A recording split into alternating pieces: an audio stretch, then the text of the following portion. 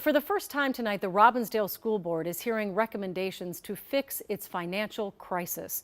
The district is facing a $21 million deficit and will likely close several schools. Jennifer Hoff joins us now with more on the details of their plan to right the ship. Jennifer? Yeah, and there was a packed meeting tonight, as you can imagine. It was led by members of the group called Reimagine Ardale that first convened at the beginning of the year, tasked with cultivating this vision to fight back against debt, declining enrollment, and low test scores. Admittedly an uphill climb, with people now left to wonder, how will the board react? A new school year has started, but the Robbinsdale School Board is confronting old problems, staring down a $21 million deficit and hearing recommendations for the first time about how to turn it around, led in part by Joan Moline Evans. We had work to do and felt the work was important. She's one of dozens in a new community group meeting for the last 8 months to reimagine Ardale for its 10,000 students over 5 years. It's a big lift, but the community, I think, is going to demand it. The group finding enrollment is down 2,000 students from a decade ago. Such outdated facilities improvements would cost more than $200 million and lagging test scores in every category.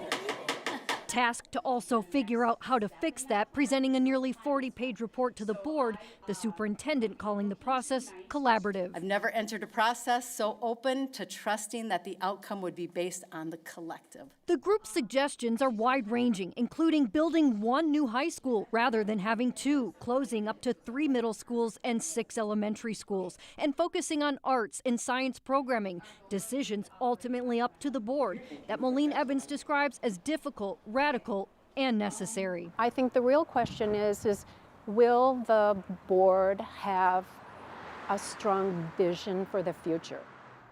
The group also recommends asking voters to approve a building bond, a levy. That's something that hasn't been done in the district in 45 years. There, of course, is a timeline for all of this, too.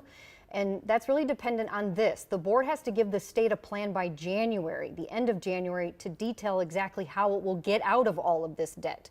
Therefore, any cost-cutting decisions around the plan from tonight will likely need to be made before then. So, of course, they can get the ball rolling on all the other things.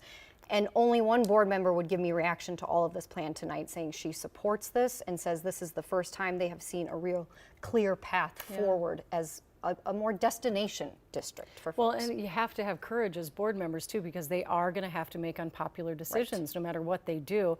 And a lot of this was because of an accounting error, right? It started as an accounting error, which is what essentially almost tripled the debt that they had. So frustrating. And it's a board that frankly hasn't gotten along for quite a while, so they do have a lot of work to do. All right. Thank you, Jennifer.